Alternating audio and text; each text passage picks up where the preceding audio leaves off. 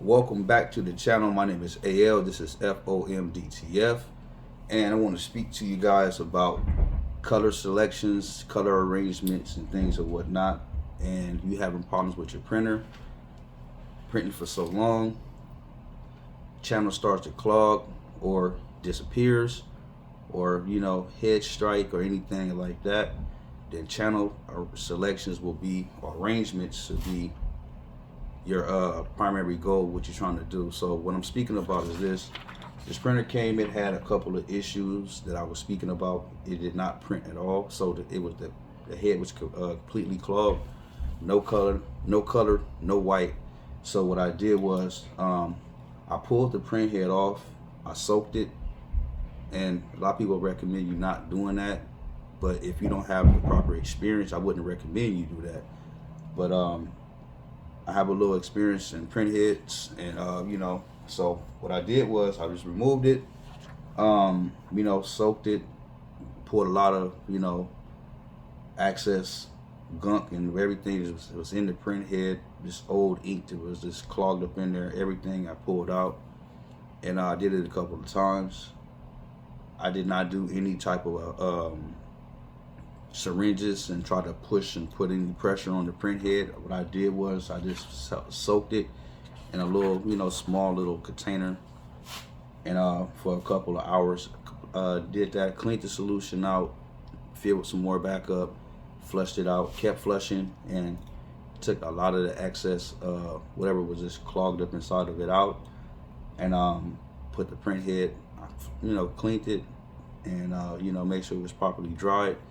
And we put the printer back together, and we did, flush out the lines because it's been sitting for a while as well. Got all the excess ink was in the actual lines, the tubes, you want to call it, out, and make sure everything was clean.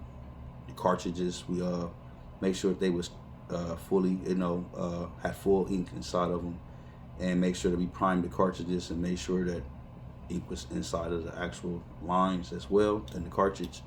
And we put everything back together. We did initial ink fill, and we got some good traction. So what happened, that I noticed that it had a lot of air that was inside of the actual lines on the actual photo black. And let me see, what else was it? Photo black and the magenta. So what I done was I did a color arrangement. So when I did a color arrangement, I took probably a bad light inside here, but you can see it's all white. And the reason why all this is white, because I actually swapped the colors. So what I did was I swapped the photo black, which is right here, for the light magenta. So now this is light magenta, and now this is actual photo black and not light magenta.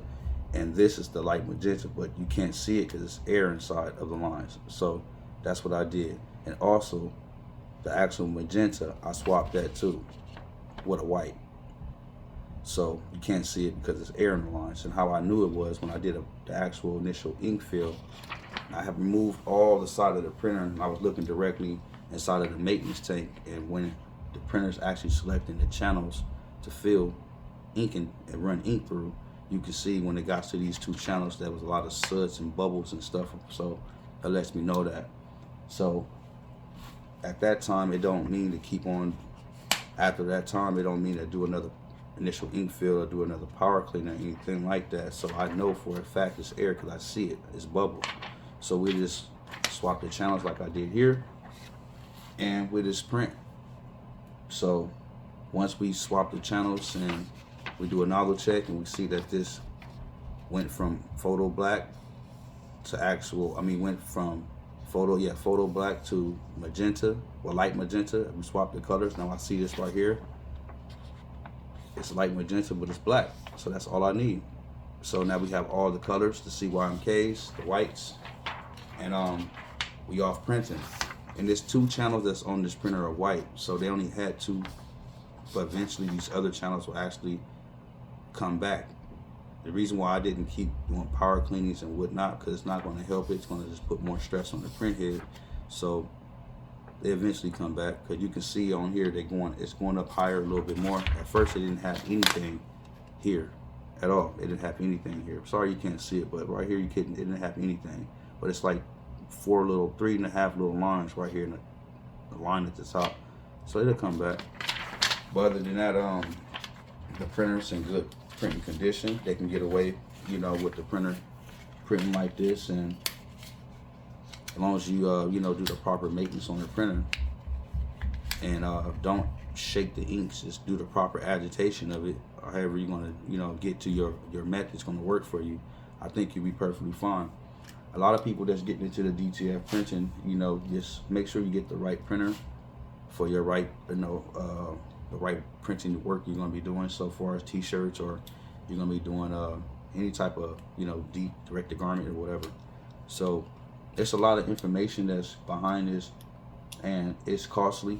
A lot of people will actually get this information and they got to call a technician out, you know, and hopefully they can help you at the time of your need, if it ain't too late, or if it's not on the weekend, they're not open. It's a lot of different things, variables. But that's why I like dealing with the one single-headed printer, because it's a little bit more easier to for maintenance wise, you know. And yeah, but you know, whoever gets into this, just make sure that you get the right information. And if you already bought a printer and having issues with their printer, just try to, you know, make sure you find somebody who's going to give you the right information to get you back up and running. It's a lot of information to learn about this DTF. And humidity is one of the biggest issues that they have, you know, or the shaking of the inks, introducing air into the lines. Those are the biggest issues that, you know, we all, you know, are subject to have problems with if we don't be careful about how we're actually, you know, bringing new ink into the lines when the day is over with, and you enter the next day, and then you bring the ink into the lines. That's what I meant to say. I'll be rambling sometime, but when you finish printing for the day, and the next day when you start to print again, when you get up and say, hey, let me agitate these inks and put these cartridges back in and power this printer on, that becomes a big part of what's going on. Is what's going to hurt the prints, or the print head's not going to, you know, print in the best printing capability, because you're introducing air into the printer, and that's not going to, you know, get the printer to well, let me go back. It's introducing air into the printer, and if you don't know how to remove it, you're going to be doing a lot of testing, nozzle checks, and cleanings and wasting ink and putting stress on the print head. So that's going to be, you know, something you have to learn through trial and error. So guys, so yeah, but other than that, I'm gonna cut this video short. I was gonna do a print today, but don't need to. Just did a power cleaning, did a nozzle check. It looks super nice. I'm gonna do a normal cleaning, and then I'm gonna cut the printer off. Now some people say, hey, I just did a power cleaning, why you don't cut it off? Because I did a test print. Once I do a test print, what works for me is I don't want any ink that's going to be sitting inside the line, like inside the print head, I mean. So I'm going to flush it out and power it off and complete the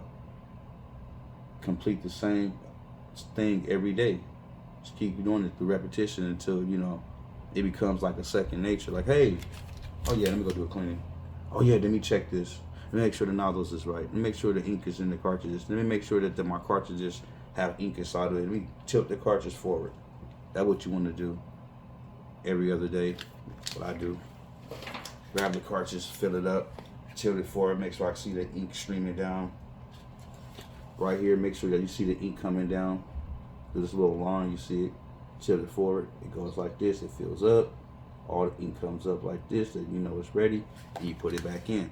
And I do that to all my cartridges just to check and make sure, because that can, you know, make it to where there's no ink flow. So just be mindful of that too. And you guys, thank you for watching, and to another video. We out. Peace.